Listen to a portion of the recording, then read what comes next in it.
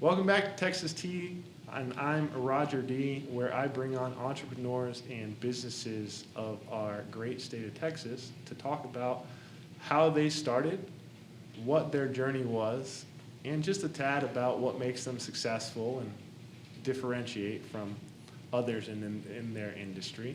And today's guest that I have on is representing a Houston staple with 2 locations that's been around since 1983.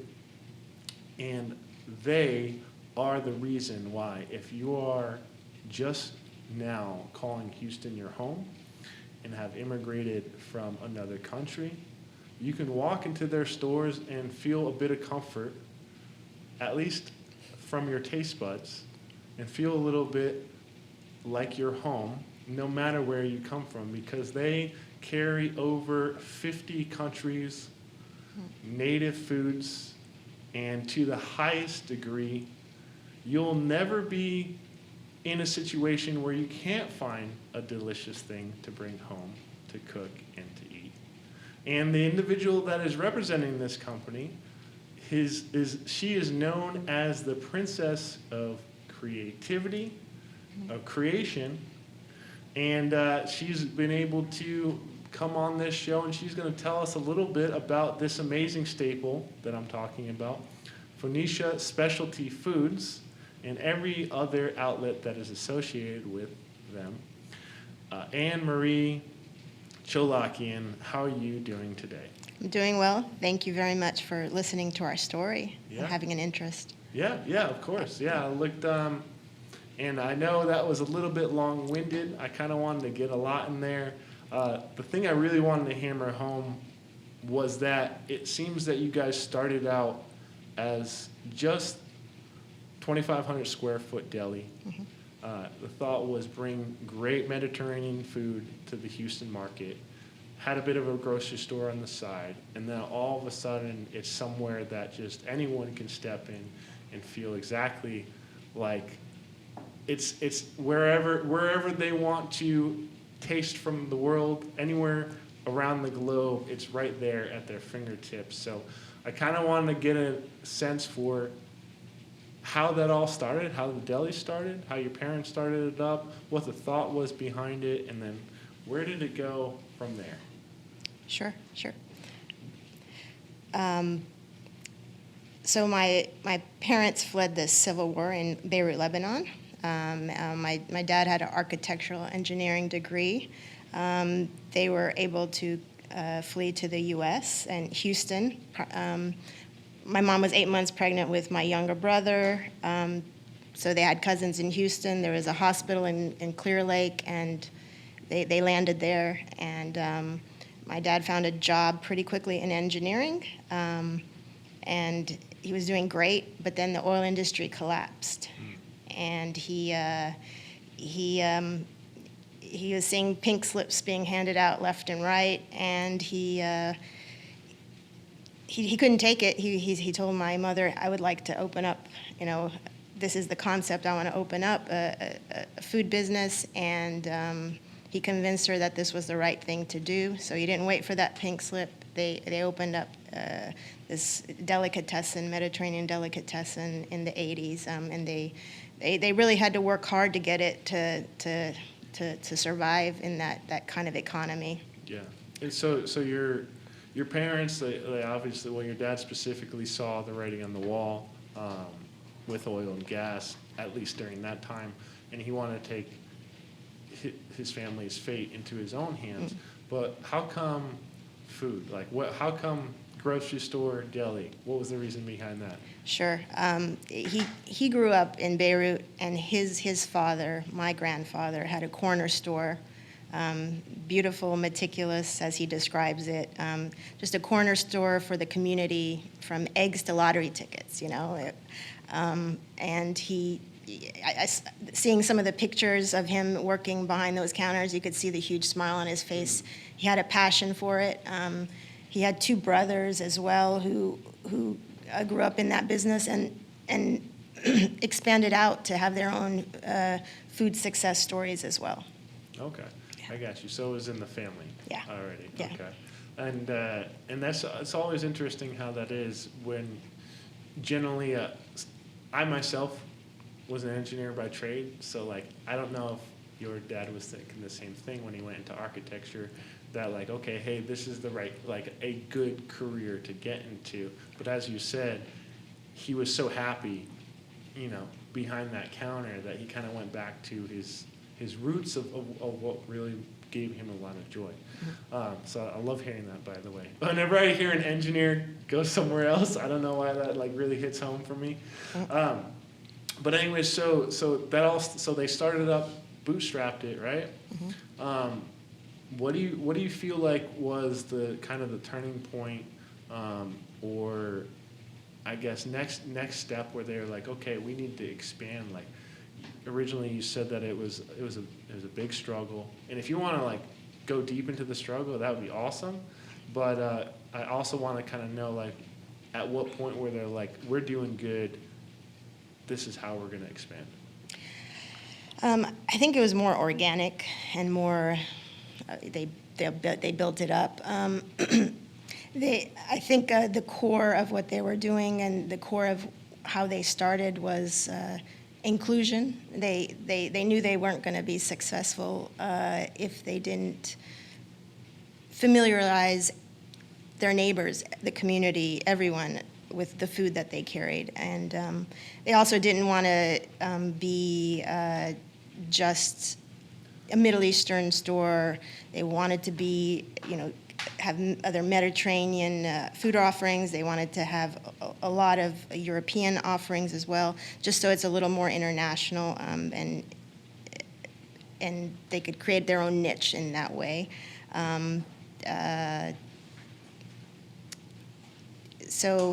So gradually, that little small space became too little, and they rented a storage space for a lot of the goods that they were purchasing, and organically that storage space started becoming like a wholesale entity of some sort, where people would come in, hey, I want a case of this, I want a little bit of that, and it became its own entity as well.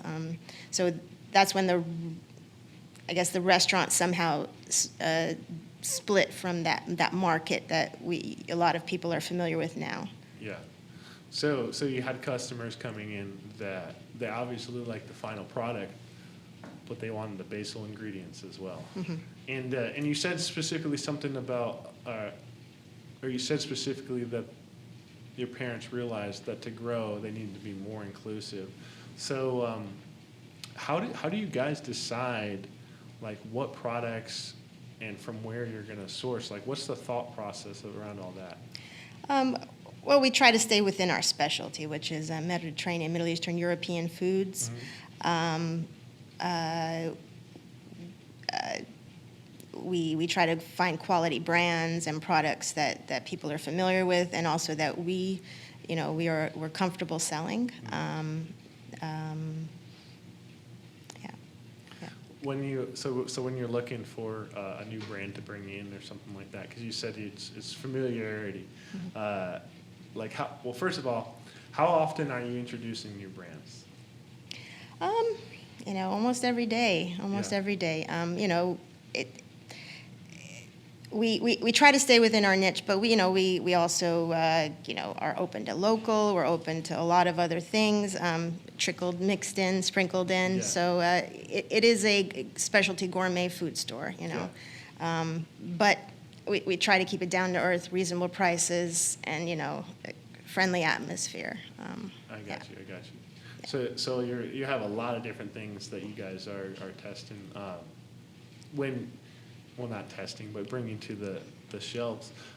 So what kind of process do you guys to go through that if you do have something new, do you make sure that it's of the same quality, or how are you kind of vetting? Let me back up. So obviously you're importing a lot. Mm-hmm. So you can't necessarily go walk down the street and go to the food processing plant over there, mm-hmm. Not plant, but whatever local situation.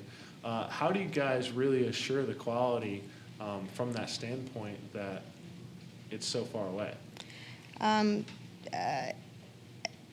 Years of establishing a Rolodex of people that we trust, companies that we trust, and a lot of those vendors help us find other people that are people that we want to work with as well.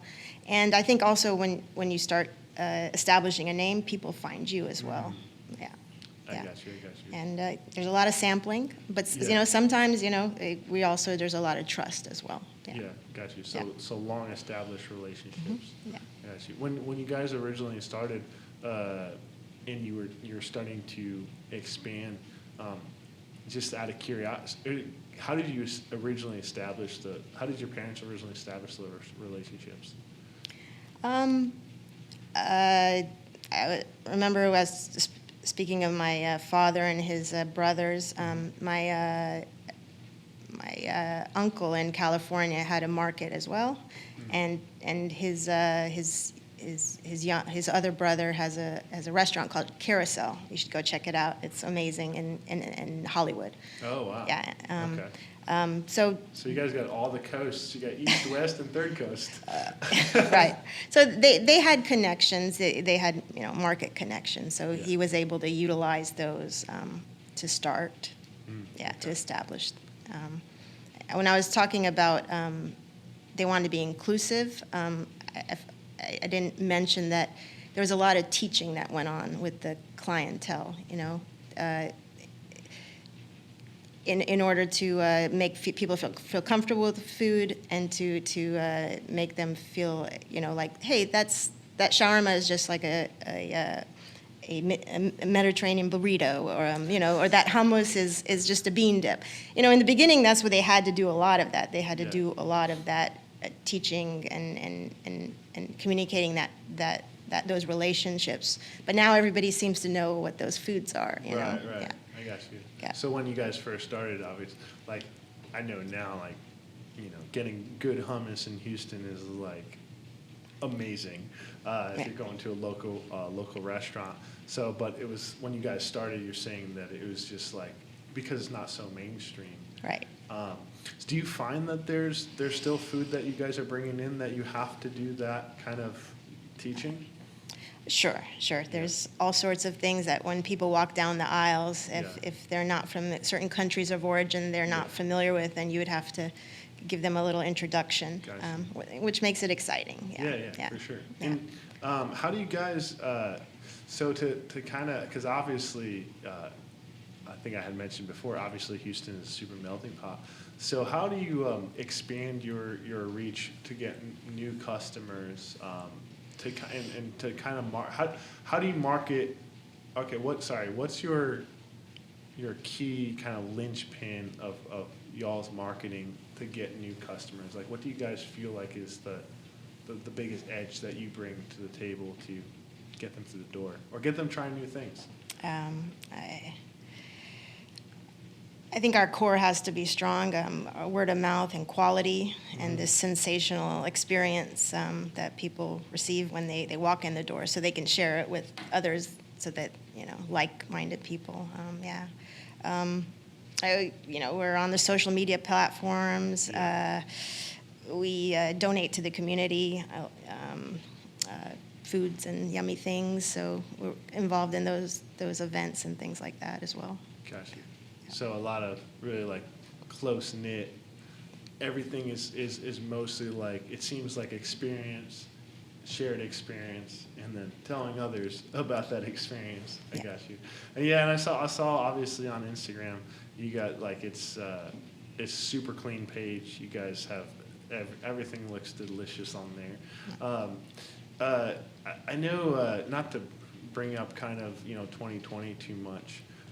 But I did obviously notice that you guys were doing curbside delivery, and I don't want to beat a dead horse asking how you guys went through COVID, but like a grocery store, obviously way different than a restaurant, obviously. So I haven't had a grocery store on and talk about kind of how you guys have had to adapt with what happened and how did you guys kind of make sure that things kept moving along? A lot lot of adaptation had to take place. Our Westheimer market is more like a grocery, Middle Eastern, Mediterranean grocery store, but our market in downtown Houston is more of a urban animal. It's just this mix of restaurant and groceries, but in a different way. Smaller carts of groceries and things. So we had to do a lot to, I guess, sustain that urban market because it was not a traditional grocery store. Right. We were able to get our online delivery ordering up and running for both the market and the restaurants, which was much needed. We had that time to focus and do that. The staff got highly focused, and they cross-trained. They were very focused on efficiency, and we had a lot of managers and leads and people that really helped us, survive all of that. We also changed our product offerings. What are people looking for? From sanitizer to packaged meals and things like that. Yeah, it's interesting that you mentioned the sanitizer kind of being out there. I noticed that a lot of distilleries had to go in a completely different direction. All of a sudden, I know someone who I'm trying to get on here, so Whitmeyer's, if you're listening to me. I always recall whenever I'm at a gym, they have the Whitmeyer's logo because they're sending them out. So you guys just kind of rolled with the times. Some of that, the best sanitizer we had was local distilleries. Yeah. Amazing, amazing. Not sticky, amazing, and they were able to produce and get it out to the community. Yeah. Right. Well, they're good at making alcohol. So. Yeah. Impressive. Yeah. Yeah. That's pretty awesome. Yeah. So you guys just kind of roll with the punches. I heard that it gave you the time. It's very awesome that you have that silver lining, positive mindset. It gave us the time to restructure. Yeah, that was it. We're going through this. Let's get through this in a positive manner as best as we can. Yeah. I got you. Yeah. I got you. Yeah. And going to that kind of a question I kind of have because I've noticed that a lot of, and regardless of the niche, grocery stores in general, it seems like the online ordering is a huge thing now. What were the biggest hurdles for you guys getting that implemented, and what did that look like to fully roll out a new system? I think just the sheer volume of products You have 15,000 plus products. Yeah. The sheer volume of products, and then also the prepared meals and those things that you don't take into account. That's not always. You got to kind of organize in a different way. And then, what's in stock, what's out of stock, and how are we going to do better about, making these products more available. I think that was one of the hurdles, the biggest hurdles, yeah. I got you. Did it kind of unearth any other things that you guys were able to improve on? Like putting in that system, were you able to kind of look inwardly and figure out how to do other things better too? Sure. Ordering more efficiently, ordering a little more exact to fit customer needs, being out of stock less of items than, which is hard. Yeah. I don't think people understand that some of these things are imported or whatnot. And Yeah. I was gonna ask that. I think I'd mentioned offline before that something that, by the way, seems insanely impressive to me is that you have so much of your product being imported. The logistics, that's got to be impressive, right? Yeah. So how do you guys obviously you said things go out of stock, but what do you feel like is the, I guess, secret sauce of logistics that you guys use? Our amazing team of people. This core of people that we have that are just on it. They're focused and they're determined, and they've come up with a system that works. I got you. So continuing the trend of the community, the people that work for you, individuals. Yeah. So It seems that regardless of, and speaking of individuals, regardless of the fact that you guys do have the 2 stores and you guys have grown significantly from 1983, what I've noticed for the most part is that you guys continue to keep that like very non-corporate, very, family-owned look and feel. What do you think is like the biggest way that you guys keep that kind of atmosphere? I think our family involvement, all Yeah. of it, my parents are still involved in the business. Yeah. My brothers, my 2 brothers, younger and older, are still involved in the business. We're working alongside a lot of our employees. They see our faces every day. I think that has a lot to do with it. Yeah. Got you. So Yeah. still very ingrained. So the original blueprint is still working right alongside you. Yeah. Got you. Yeah. Got you. So that aside from obviously the internal workings, like what I have just kind of another random question, but trying to make this bridge here. How much of your business, first question, would you say is like repeat business? Like, is it majority repeat business? Are you getting a lot of people new business, or like is it kind of a combo? What does that look like?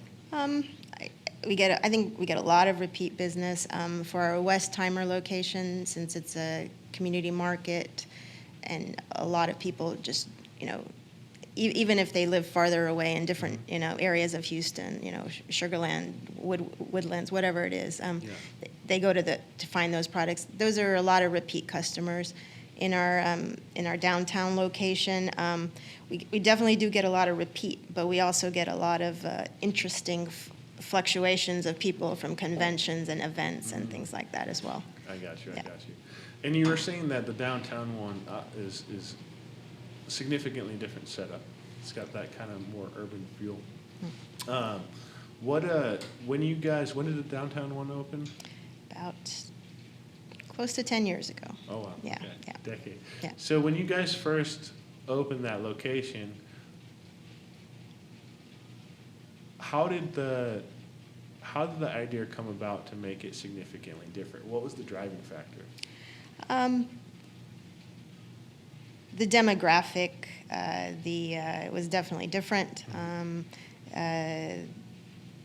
So we knew we had to do something different in order to make it successful. So there was a lot of thought to put into putting a lot of seating for people to enjoy the foods that we carry. There was a lot of thought into creating a restaurant that's connected to the grocery store just by, you walk right through the, swinging door and there you are to Market Bar. Yeah.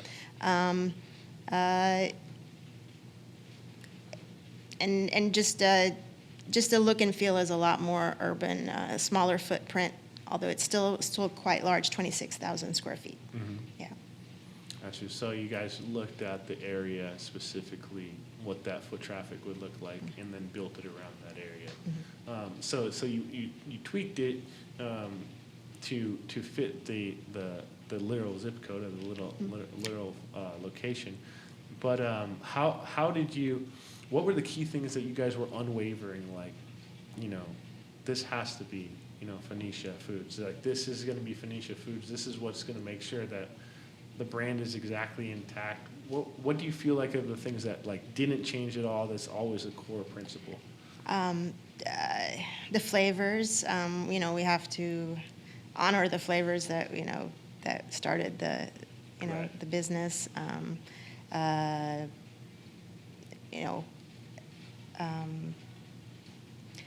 Also the kind of that down-to-earth atmosphere we want to create, that friendly, down-to-earth. While this may seem like gourmet foods, or we still want it to be approachable. We want it to be reasonably priced. So, yeah. Got you. Okay. So a lot of the original or origins for the most part. Got you. So what do you feel like? So obviously there's, a lot of day to day. There was 10 years ago, you guys started the new location. First of all, are you guys planning on number 3? We're throwing it around. We're throwing around some ideas. Okay. It may be more in the smaller satellites. Yeah. Yeah. Okay. I got you. So there's potentially a lot coming up in the future. You've done a lot to continually having the brand be successful, the stores being successful, and then you had, as everyone did, had a curveball last year. But Anne Marie, tell me, like, out of all the day to day, like, that needs to be done, what's essentially, what do you get the most joy out of? It's hearing people's stories. Yeah. A lot of people, don't know you're the owner of the business, and you're walking through the store, and they say, "Wow," there's some of the things they say just really energize you, and you realize, okay, that's why I'm doing this. Yeah. That's why I'm doing this. There's a lot of those stories, and then a lot of people, it's interesting to see what they love about the store. It's a lot of people, you think it's one thing, but it actually is, thousands of things that everybody has their own favorites, and it's beautiful to hear those stories. Gotcha. Also, it's almost like sometimes we're a hub for certain things. You hear people's, hey, I got engaged there, or and you're like, okay, all right. Yeah. So it's nice to be able to create that sanctuary, that place, that hub for people. Right. So two things I hear there is one, it's like you really enjoy that there's coming into your store is a story on its own, it seems, and your products and everything have a significant impact on people, and then you guys being actually a part of the community and Houston that could be tied into other great events of people's lives. Am I hearing that correctly? So do you have anything recently? And you said the engagement, but is there anything you're like, oh, but that's very cool? Anything happened this morning or yesterday? Just last week, I ran into a lady, and she says, I'm here from North Carolina. Every time I visit, I make sure I come here, and this is my dream store. Oh, that's awesome. Yeah, so it's just amazing. Okay. Yeah. The lady from North Carolina, originally from North Carolina or abroad? I don't know. Okay. I don't know. Yeah. But she obviously felt a very instant connection. Yeah. Connection like that. Yeah. So kind of back to when you guys are picking the brands and going through the brands, do you guys ever think about that, like specifically to, what this could potentially, like when you're looking at new items to bring forth, or maybe new foods to bring forth, do you guys have any discussions about those products as it relates to the community?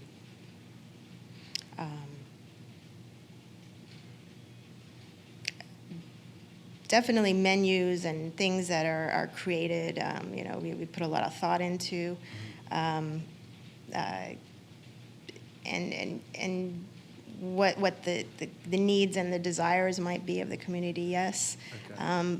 But we also don't want to wash out the brand. Right. We want to still bring those flavors that Right. that make us successful, or have given us this niche. Yeah. So you don't want to waver too much from what you. Correct. Gotcha. The core. We want to keep that. Yeah. I got you. And so it's really you're tweaking as you need to, but for the most part, it seems like you're doubling down on what made you guys. Yeah, that's very important. That's very important. Yeah. And so, is there anything that you guys have that you're looking to improve the store, or that you're excited about, that you feel like is going to bring it to another level, or add to what you guys already have? I think the focus that we currently have on, okay, what's important, educating our staff, learning from each other, seeing the best, always walking in the door and saying, how can we improve? How can we make it better? Not a day goes by that we don't do that. And that formula, we always, we work with our staff and our managers, and that I think that's what makes us successful. Constant yeah. feedback. I got you. But what's hard is stepping away, looking, from a distance and saying, okay, what do we need and where can we improve? Yeah. Well, it's hard. It's hard, especially I would assume, whenever whenever you have continued success, you have to forcefully bring yourself outward. It's really easy to be critical when times are bad, but when times are good, it's really hard to be critical. But it seems like you're doing it on a daily basis, no matter what. Just kind of a discipline thing. When obviously you have, what's happening in the store, the products that you have, and then you have both the deli and the restaurant, and those have constantly changing menus, as you mentioned, or not constantly, but you're changing the menus. Yeah. I know I introduced you as the Princess Creation before, so I feel like you have a heavy hand in that. Yeah. I grew up in the business. I kind of carried the shelves in when I was, I think, 8 years old for the first location. Probably touched every product, wow. in that store all the time, so it's in my blood. I think I have a vision and a sense of how things can be adjusted. Okay. I put the yummy on the T-shirts in the beginning. That's me. Oh, okay. I don't know.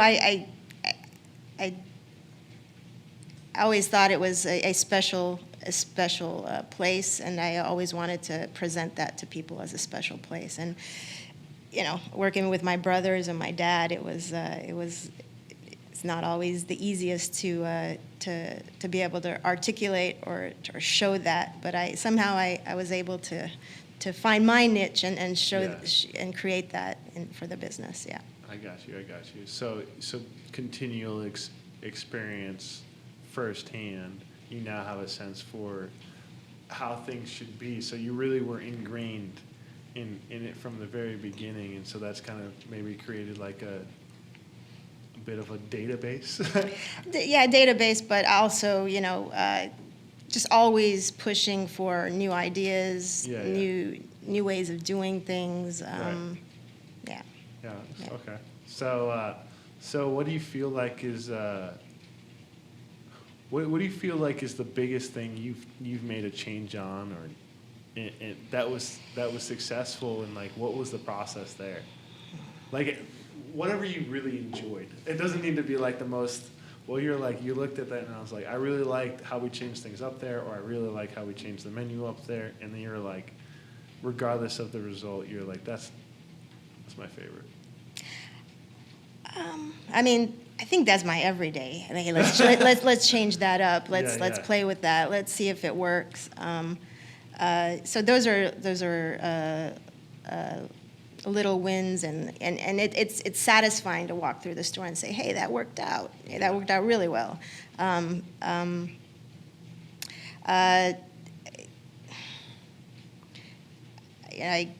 I think I was the voice to get us to move to downtown Houston. Okay. I don't think if it wasn't for me, I don't know if it would have happened. If that's good or bad. But I think it was a good move for us. Yeah. And I know we kind of talked about like what the dynamics of the changes were there, but I guess when you guys were deciding to go downtown, what did you feel like he's like, hey, we really should be here? What was your thoughts behind like we need to be downtown?